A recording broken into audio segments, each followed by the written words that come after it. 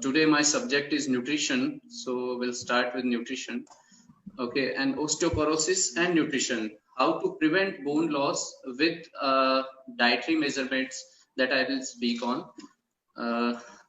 देखिए ये चीजें osteoporosis actually क्या है? It is a silent but progressive disease affecting the density and the quality of bone while greatly increasing the fracture risk. Globally, what I will say that कि worldwide around 2 billion people have diet inadequate in micronutrients. मैं आपको ये बताना चाह रहा हूँ कि micronutrients mainly मैं nutrition के बारे में ही बात करूंगा. तो करीब 2 बिलियन पीपल जो है inadequate micronutrients है उनके डाइट में. Rate of disability is greater than cancer. मतलब आप सोचिए कि कैंसर से भी ज्यादा डिसेबिलिटीज बिकॉज ऑफ ऑस्टियोपोरोसिस अभी के टाइम में है. Determinants off peak bone mass क्या है? That is one factor is genetic factor and second is nutritional status, जो कि मैं अभी बात करने वाला हूँ. Gonadal status and physical activity, ये सभी मैम ने और निशांत सर ने बात किया था इसके ऊपर. तो मैं अब न्यूट्रिशन सब्जेक्ट पे ही आगे प्रोसीड कर रहा हूँ. रिस्क फैक्टर्स क्या क्या है पे ऑलरेडी ले चुके हैं. Inadequate intake of calcium, vitamin D and lack of physical activity, estrogen deficiency that is menopausal condition, medication that is corticosteroids and anti seizure medicines and habits of smoking, alcohol consumptions. These are the risk factors जो कि osteoporosis cause करता है. And today's lifestyle, ये एक सबसे major issue है अभी के समय का कि हमारी जो लाइफस्टाइल है वही पूरी टोटली चेंज्ड है. क्योंकि हम जो पहले का समय था, जो लोग ज्यादातर एक हार्ड वर्किंग पीपल थे, बहुत ज्यादा बाहर फील्ड का वर्क होता था. आज का टाइम है कि मैक्सिमम लोग चेयरपर्सन जॉब है, मैक्सिमम सेडेंटरी लाइफस्टाइल है. इस लाइफस्टाइल की वजह से मैक्सिमम डिजीज होती है. It is not only associated with osteoporosis. इसके अलावा भी जितनी भी डिजीजेस हैं, ये सभी सेडेंटरी लाइफस्टाइल का एक मेजर फैक्टर है, जिसकी वजह से आज हम सभी इस सिचुएशंस को फेस कर रहे हैं, जिसमें कि 30% तो अदर कॉज है, जैसे कि थायराइड के इश्यूज हैं, अदर जो हेल्थ इश्यूज है जिसकी वजह से ये प्रॉब्लम्स एसोसिएट हो रही है. बट 70% हमारी लाइफस्टाइल इसके अंदर बहुत बड़ा रोल अदा करती है कि हम किस तरीके से आज के समय में रह रहे हैं, हमारा दिन की दिनचर्या क्या है, हम सुबह कितने बजे उठते हैं, वहां से लेके सोते वक्त तक हम क्या खाते हैं, कैसे जीते हैं. ये सारी चीजें हमारे ओवरऑल हमारी बॉडी को इफेक्ट करती है. तो rising numbers of people consuming nutrient poor diets are coupled with aging population. तो ये बहुत बड़ा एक इशू है जो हमें लाइफस्टाइल के बारे में समझने की जरूरत है. Reality of our daily food, ये क्या है? आप देखिए कि एक्सेस में what we are consuming in daily diet, that is sugar हमारा एक्सेस में होता है. हम किसी न किसी डाइट्स में मैक्सिमम अमाउंट में शुगर हम कंज्यूम करते हैं. सॉल्ट हमारा बहुत ज्यादा कंज्यूम होता है और फैट हमारा बहुत ज्यादा कंज्यूम होता है. ये जो चीजें हैं ये ओवरऑल हमारा कहीं ना कहीं कैल्शियम और विटामिन डी जो मेटाबॉलिज्म है उसको इफेक्ट करने वाला है. अगर सॉल्ट इंटेक हमारा बहुत ज्यादा रहेगा तो एक्सक्रीशन ऑफ वाटर ज्यादा रहेगा, जिसके अंदर कैल्शियम का भी बोन लॉस भी बहुत ज्यादा होता है सॉल्ट इंटेक ज्यादा होने की वजह से. तो ये भी चीजें हमें ध्यान देने की जरूरत है. और डेफिशिएंसी क्या है अभी आज के टाइम में? Vitamin, minerals and vegetable proteins की डेफिशिएंसी है, जो आज की डाइट में सबसे जरूरी है जानने की. बैलेंस डाइट के बारे में मैं बात करूंगा कि it contains all the macronutrients, micronutrients, phytonutrients and minerals. अब मैं एक चीज बताना चाहूंगा कि मैक्रोन्यूट्रिएंट्स में क्या क्या है, जैसे कि कार्बोहाइड्रेट, प्रोटीन, फैट. तो कार्ब्स में भी हम कौन से कार्ब्स हम रेगुलर यूज लेते हैं, बहुत जरूरी है. वो अपने मेटाबॉलिज्म को इफेक्ट करने वाले हैं. कि हम जो कार्ब्स मैक्सिमम हमारे डाइट में कंज्यूम होते हैं, दैट इज कॉम्प्लेक्स कार्ब्स नहीं होते हैं. मतलब सिंपल कार्ब्स हम बहुत ज्यादा यूज लेते हैं. इनफैक्ट जो डेयरी बेकरी प्रोडक्ट्स हम जितने भी यूज लेते हैं, जो मैदे के आइटम हम जितना यूज लेते हैं, ऑल आर सिंपल कार्ब्स, जो हमें इंस्टेंट शुगर लेवल को भी बढ़ाता है और हमारी बॉडी में फैट लेवल को भी बढ़ाता है. और जितना ज्यादा फैट लेवल हमारी बॉडी में ओमेगा 6 का मात्रा बढ़ेगी और ओमेगा 3 की कम होगी, उतना ही हमारा कैल्शियम का एब्जॉर्प्शन कम होगा और बोन लॉस के अंदर बहुत ज्यादा इफेक्ट करने वाले हैं. तो माइक्रोन्यूट्रिएंट्स में विटामिन और मिनरल्स जो हमारे ऑलरेडी डाइट में बहुत कम है। और इसके बारे में मैं आपको एक चीज और बताना चाहूंगा कि आज का जो करंट सिनेरियो है, ये देखिए आप, नेशनल इंस्टीट्यूट ऑफ न्यूट्रिशन में क्या बताया है कि भारतीय भोजन में 30 साल पहले जो ताकत थी वो आज के समय में नहीं है। हर चीज में कुछ ना कुछ डेफिशिएंसी आ रही है। जैसे कि हम जो फूड कंज्यूम करते हैं, जो दालें हम कंज्यूम करते हैं, जो हम गेहूं कंज्यूम करते हैं, जो भी हम डाइट में जितनी चीजें हम कंज्यूम कर रहे हैं, उसमें वो चीजें पहले जैसी नहीं रही है जो हम आज के समय में हम जो कंज्यूम कर रहे हैं उसमें है। आप देखिए कि प्रोटीन कितना डेफिसिट हो गया, गेहूं में 9% कार्ब्स कम हो गए हैं, मूंग की दाल में आयरन की मात्रा, टमाटर के अंदर, ये सभी चीजों में हमारा ओवरऑल मिट्टी जो हम आज आपने देखा होगा कि पंजाब और हरियाणा का कितना केसेस आते हैं कि कैंसर के केसेस बहुत ज्यादा हैं। तो ये क्यों है? क्योंकि वहां की मिट्टी में ही वो उर्वरकता नहीं है, जिसकी वजह से ये इश्यूज डे बाय डे हम फेस कर रहे हैं। तो न्यूट्रिशन एंड फूड को हमें समझने की जरूरत है, क्योंकि हम जो कंज्यूम करते हैं क्या वो न्यूट्रिशियस फूड है, क्या जो हमें चाहिए, जो हमें बॉडी को कैल्शियम विटामिन डी चाहिए, क्या हम जो फूड कर रहे हैं कंज्यूम, उसमें वो सब चीजें प्रचुर मात्रा में है या नहीं है। आप एक चीज और समझने की कोशिश करिएगा कि आज के 15-20 साल पहले, 30 साल पहले इतने ऑस्टियोपोरोसिस के केसेस नहीं होते थे, इतना हमें स्पाइन के इश्यूज नहीं होते थे, इतने हिप फ्रैक्चर के इश्यूज नहीं होते थे। ये केसेस आज के समय में बहुत ज्यादा बढ़ते जा रहे हैं और प्रोग्रेसिंग है। ये इतना क्यों है? क्योंकि हम जो भोजन कर रहे हैं उसमें डे बाय डे हमारी लाइफस्टाइल चेंज हो रही है, हमारा फूड हैबिट्स चेंज हो रही है, वो सारी की सारी हमें उस lead to osteoporosis and such kind of diseases. तो हमें मैक्सिमम हमें ध्यान देना है कि हमारी लाइफस्टाइल को किस तरह हम बेहतर कर सकते हैं। उस लाइफस्टाइल को बेहतर करने के लिए सबसे बड़ा रोल है, दैट इज 20% जो हम एक्सरसाइज करते हैं मॉर्निंग में।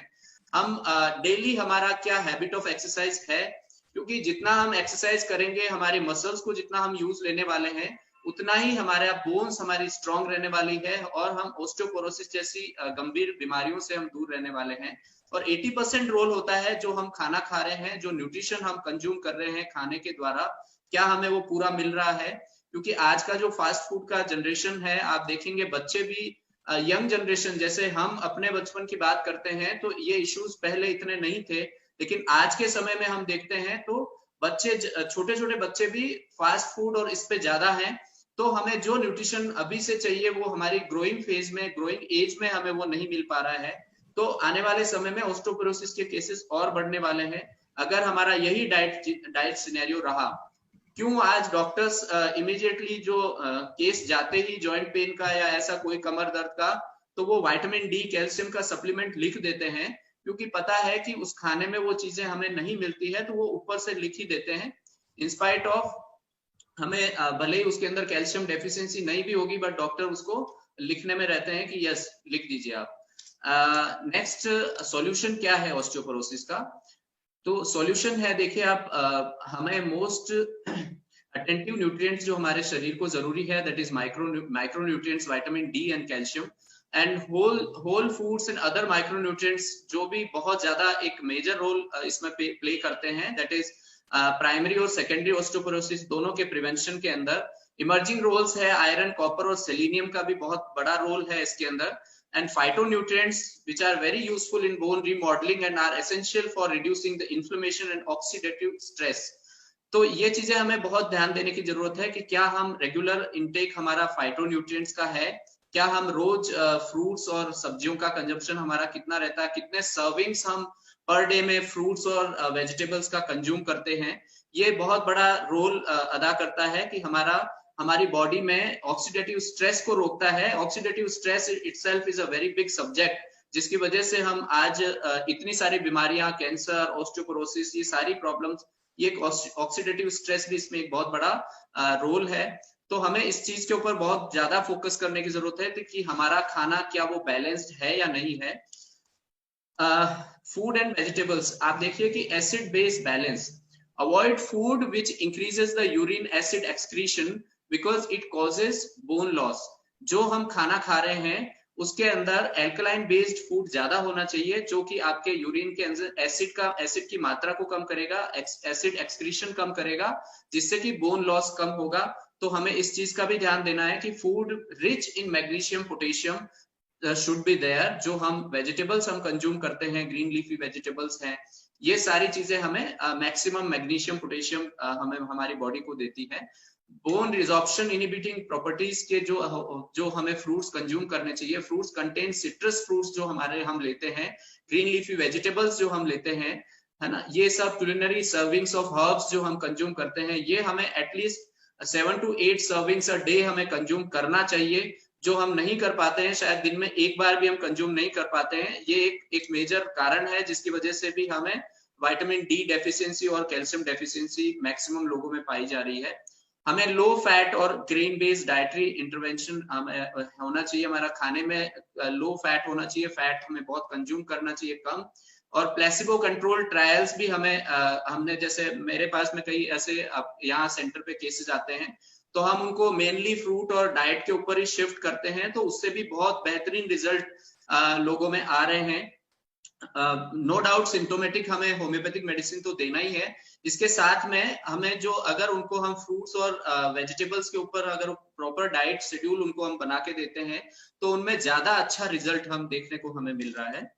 फूड जो कि स्ट्रॉन्ग बोन मास जो हमें क्रिएट करते हैं, उसमें कौन कौन से फूड हैं जो हमें ध्यान देने की जरूरत है, वैसे निशांत ने ऑलरेडी बताया था डॉक्टर ने कि dietary product low fat food हमें कंज्यूम करना होता है, नॉन फैट मिल्क हमें कंज्यूम करना होता है, योगर्ट्स एंड चीज ये बहुत अच्छे प्रोडक्ट्स हैं जिससे हमें कैल्शियम विटामिन डी की प्रचुर मात्रा में हमें मिलता है। फिश जो कंज्यूम करते हैं नॉनवेज में, सैल्मन और ये fish, tuna fish which is very rich in vitamin D and calcium. Fruits, oranges, grapefruits and papaya, prunes and pineapples which are rich in vitamin C are good for bone mass, strong bone mass. Vegetables like turnips, kale, okra, mustard, greens and broccoli which are good in calcium, magnesium and potassium, जो कि मैंने अभी पहले बताया था कि ये हमारे शरीर के लिए बहुत जरूरी है, हमारे बोन रीमॉडलिंग के लिए बहुत जरूरी है। ओमेगा 3 कंजम्पशन हमारी बॉडी में ज्यादा होना चाहिए। ओमेगा 3 के अंदर हम कंज्यूम कर सकते हैं एप्रिकॉट है, फिश ऑयल है, ऑलिव ऑयल है, ये बहुत अच्छे सोर्सेस हैं ओमेगा 3 के, जिससे कि हमारा कैल्शियम मेटाबॉलिज्म बेटर रहेगा। और फोर्टिफाइड फूड्स भी हमें आज मार्केट में अवेलेबल होते हैं जो कि रिच इन विटामिन डी और कैल्शियम में रहते हैं, जैसे कि सोया मिल्क, सोया राइस मिल्क है, सीरियल्स है, स्नैक्स और ब्रेड भी ऐसे अभी आ रहे हैं फोर्टिफाइड, जिसमें कि विटामिन डी हमें अच्छे से मिल जाता है। For prevention, we need to think we have to avoid saturated fat and shift to unsaturated fat, that is omega 3. Excess of salt, which I already told you that it causes our body to lose calcium, which may further leads to bone loss. And salt intake should be maximum 2300 milligram per day. It should not reach out of it.